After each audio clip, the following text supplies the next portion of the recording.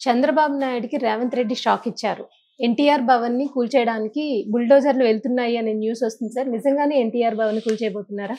ఇప్పుడు 2 రకాల ప్రాబ్లమ్స్ కనిపిస్తాయండి. ఒకటి ఆహ్, అక్కడ కేబీఆర్ పార్క్ ఉంది. కేబీఆర్ హ్మ్. పార్క్ చుట్టుపక్కల విపరీతమైన ట్రాఫిక్ జామ్ ఉంటది. జూబిలీ హిల్స్, బంజారా హిల్స్ ఈ రోడ్ల మధ్యలో. ఎప్పటినుంచో ఉంది ఆ ప్రాబ్లమ్. గతంలో కేసీఆర్ గూడా దాన్ని అక్కడ ఫ్లైఓవర్లు నిర్మించాలని 2016లోనే ట్రై చేశారు. అప్పుడు అక్కడ ఎస్ఆర్‌డిపి పేరు అంటే స్ట్రాటజిక్ రోడ్ డెవలప్‌మెంట్ ప్రాజెక్ట్ అని ఆ పేరుతో కేసీఆర్ ఫ్లైఓవర్లను పెట్టాలని చూశారు. హ్మ్. అయితే ఏమవుతుందంటే కేబీఆర్ పార్క్ అనేది నేషనల్ పార్క్ అన్నమాట. జాతీయ ఉద్యానవనం కింద డిక్లేర్ అయిపోయింది. హ్మ్. డిక్లేర్ అయిపోయినప్పుడు అది ఎకో సెన్సిటివ్ జోన్ కింద వస్తుంది. ఆ చుట్టుపక్కల ఉన్నది కొంత భాగం వదిలేయాల్సి వస్తుంది. అక్కడ హై పిల్లర్స్ అనేవి నిర్మించకూడదు అనే రూల్ ఉంది. హ్మ్. దాన్ని బేస్ చేసుకొని కొంతమంది ఎన్విరాన్మెంటలిస్టులు ఎన్‌జీటీకి వెళ్ళారు. నేషనల్ గ్రీన్ ట్రిబ్యునల్ ఉంటుంది. ఆ నేషనల్ గ్రీన్ ట్రిబ్యునల్‌కి వాళ్ళు వెళ్తే అది ఆగిపోయింది. సో కేసీఆర్ దానివల్ల ఆ ప్రాజెక్ట్‌ని ఆపేశారు. ఈ ఎకో సెన్సిటివ్ జోన్ అనే ఇబ్బంది వల్ల. హ్మ్. అయితే రేవంత్ రెడ్డి వచ్చినాక దీన్ని డిజైన్స్ చేంజ్ చేశారు. డిజైన్స్ చేంజ్ చేసి ఎకో సెన్సిటివ్ జోన్‌కి ఇబ్బంది రాని పద్ధతిలో ఇప్పుడు డిజైన్ చేస్తున్నారు.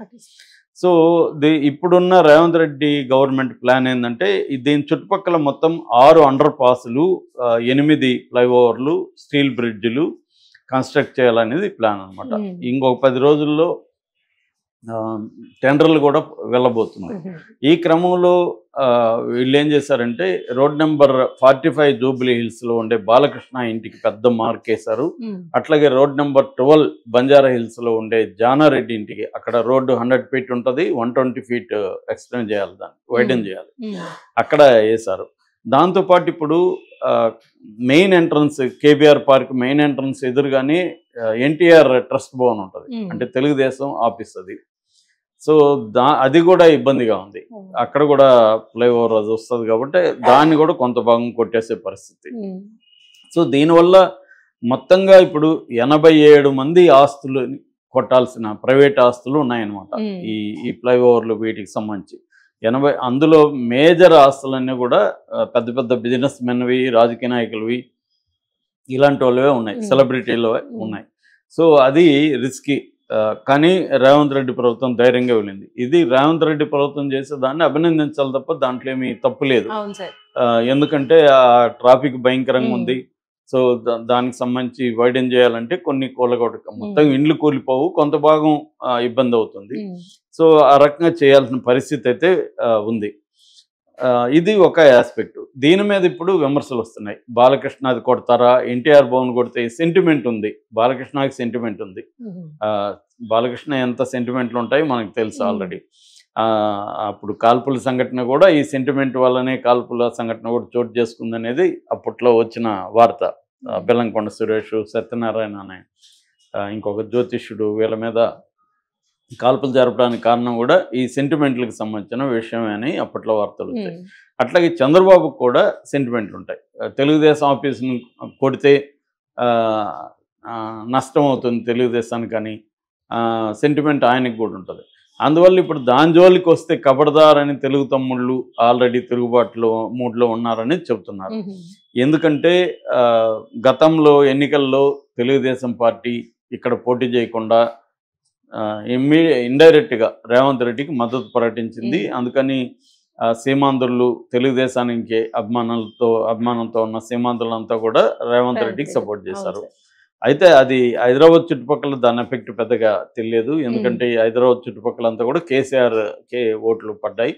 అయితే కొన్ని జిల్లాలలో మాత్రం రేవంత్ రెడ్డికి ఉపయోగం జరిగింది. అయితే ఇప్పుడు వాళ్ళందరినీ వ్యతిరేకం చేసుకునే ధైర్యం చేస్తాడా రేవంత్ రెడ్డి అనేది ఒక ప్రశ్న. ఇది కేబీఆర్ పార్క్ చుట్టూ ఉన్నది. ఇక రెండవది ఏందంటే ఎన్టీఆర్ ఘాట్ లేదా ఎన్టీఆర్ మార్గ్ మనకి అక్కడ ఎన్టీఆర్ గార్డెన్స్ హ్మ్. నెక్లెస్ రోడ్‌లో. అది కూడా కూలగొట్టేస్తారు అన్న ఒక వార్త వస్తుంది. ఎందుకంటే ఇప్పుడు గతంలో కేసీఆర్ ఉన్నప్పుడు తన కొన్ని ఐకానిక్ బిల్డింగ్‌లు పర్మనెంట్‌గా నిలిచిపోవాలి. కేసీఆర్ చేశాడురా అన్న హిస్టరీలో నిలిచిపోవాలనే ఉద్దేశంతో కేసీఆర్ ఏం చేశాడంటే బాగున్న సచివాలయాన్ని కూలగొట్టి 600-700 కోట్లతో కొత్త సచివాలయం కట్టాడు. దాని తర్వాత అంబేద్కర్ విగ్రహం, పివి నరసింహారావు ఇలాంటివన్నీ పెట్టి ఆయన కొన్ని ఐకానిక్గా కొన్ని చేశాడు. అమరవీరుల ఇది మోనుమెంట్ ఇవన్నీ. ఇప్పుడు రేవంత్ రెడ్డి కూడా కేసీఆర్ సింబల్స్ అన్నిటినీ తుడిచిపెట్టేసి తన సింబల్స్ అనేవి కొత్తగా, అంటే తెలంగాణ సెంటిమెంట్ కేసీఆర్ పేరుతో ఉంది ఇప్పటి వరకు. తెలంగాణ అంటేనే కేసీఆర్, కేసీఆర్ అంటే తెలంగాణ అన్న ఇది ఉంది. దాన్ని కంప్లీట్గా వైప్ అవుట్ చేసేసి తను కొత్తగా champion of the Telangana, Telangana అంటే రేవంత్ రెడ్డి చిరస్థాయిగా నిలిచిపోవాలనేది రేవంత్ రెడ్డికి ఉన్నది. అది ఆయన చాలాసార్లు ప్రకటించాడు కూడా, మీ గుర్తులన్నీ చెరిపేస్తున్నాడు. అందుకనే రేవంత్ రెడ్డి తెలంగాణ గీతం కావచ్చు, తెలంగాణ సింబల్ కావచ్చు, ఇవన్నీ కూడా మార్చే కార్యక్రమంలో ఉన్నాడు. అలాగే ఇప్పుడు రేవంత్ రెడ్డికి ఉన్న ఆలోచన అంటే మనం కూడా ఐకానిక్ స్ట్రక్చర్స్ని తీసుకురావాలి. ఒకటి, ఆల్రెడీ సచివాలయంకి ఆపోజిట్గా రాజీవ్ గాంధీ విగ్రహం పెట్టారు. తెలంగాణ తల్లి విగ్రహాన్ని మార్చేసి తన పద్ధతిలో ఒక విగ్రహాన్ని ఎస్టాబ్లిష్ చేశాడు. అలాగే ఇప్పుడు ఏంటంటే కాంగ్రెస్ పార్టీ అసెంబ్లీని కొత్తది కట్టాలన్న ఒక ప్లాన్ కనబడుతుంది. సో ఆయన సచివాలయం కట్టాడు కాబట్టి దాని పక్కనే మనం దానికంటే, అంటే ఆ సచివాలయం ని డామినేట్ చేసే విధంగా అసెంబ్లీ కడితే ఇంకా మనకి పేరు వస్తుంది. అయితే అసెంబ్లీకి జాగా ఎక్కడుంది? అక్కడ ఎన్టీఆర్ గార్డెన్ని, ఎన్టీఆర్ ఇదంతా కోలుకొట్టి అక్కడ కట్టాలి. Already Komatireddy Rajagopal Reddy senior MLA ఆయన ఇది ప్రకటించాడు కూడా, అదైతే అనువుగా ఉంటుంది, సరైన ప్లేసు అని కూడా ఆయన అన్నాడు. దీంతో ఒక్కసారిగా ఎన్టీఆర్కి వీళ్ళు ఎసురు పెడుతున్నాడు. ఒకప్పుడు రాజకీయ భిక్ష పట్టిన తెలుగుదేశం పార్టీ రేవంత్ రెడ్డికి అటువంటి పార్టీ వ్యవస్థాపకుడు ఎన్టీఆర్కే వీళ్ళు చెక్ పెట్టి ఎన్టీఆర్ విగ్రహాలని అక్కడ ఉన్న మార్గ్ని ధ్వంసం చేస్తే అది ఒక ఎన్టీఆర్కి మెమోరియల్గా నిలిచిపోయింది. దానివల్ల ఇప్పుడు ఇటు బాలకృష్ణ ఫ్యామిలీ, నందమూరి ఫ్యామిలీకి కోపం వస్తుంది, అటు చంద్రబాబు సీరియస్గానే తీసుకుంటాడు. ఎందుకంటే ఒక పక్క ఎన్టీఆర్ ట్రస్ట్ భవన్ కూల్చి, ఒక పక్క అది కూల్చి, ఇంకోవైపు బాలకృష్ణ ఇల్లు కూల్చి, ఇవన్నీ చేస్తే వీళ్ళందరూ వ్యతిరేకం అవుతారు కదా, మరి రేవంత్ రెడ్డి అంత స్థాయికి వెళ్తాడా అన్న డౌట్ కూడా ఉంది. కానీ రేవంత్ రెడ్డి ఆలోచించకపోతే కోమటిరెడ్డి రాజగోపాల్ రెడ్డి ఎందుకు చెప్తాడు? దీని వెనుక కాంగ్రెస్ పెద్దలు ఉన్నారు అనేది కూడా అంటున్నారు. రేవంత్ రెడ్డి మరోవైపు తెలంగాణలో మహాత్మా గాంధీ మెమోరియల్ని ఇది కూడా చేస్తాను, నాకు 200 ఎకరాలు సెంట్రల్ గవర్నమెంట్ ఇవ్వండి అని కూడా రేవంత్ రెడ్డి మొన్న కేంద్ర మంత్రులను కూడా రిక్వెస్ట్ చేశాడు.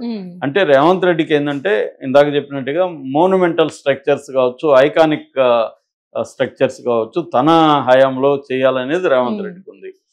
సో ఈ యాంగిల్లో చూసుకున్నప్పుడు ఒక్కొక్కసారి ఏంటంటే నువ్వు ఒక అదేదో అంటారు, నువ్వు కన్స్ట్రక్ట్ చేయాలంటే డిస్ట్రక్ట్ కూడా చేయాల్సి ఉంది. ఒక్కోసారి డిస్ట్రక్షన్ లేకుండా కన్స్ట్రక్షన్ కూలగా రాదు. మామూలు కమ్యూనిస్టుల పెట్టు ఫిలాసఫీది, విధ్వంసం కొత్త సృష్టి కోసమే విధ్వంసం అని. అలాగే రేవంత్ రెడ్డి ఇప్పుడు ఫ్లైఓవర్లు చేయాలి, రోడ్డు వెడల్పు చేయాలి అన్నప్పుడు తప్పని పరిస్థితిలో ఇది చేస్తున్నాడు. దీనికి ఒక రకంగా రేవంత్ రెడ్డికి మంచి పేరు వస్తుంది నిజంగా చేయగలిగితే. అంటే బాలకృష్ణదైనా వదలలేదు, జానారెడ్డి ఒకప్పుడు home minister, Congress party senior నాయకుడు,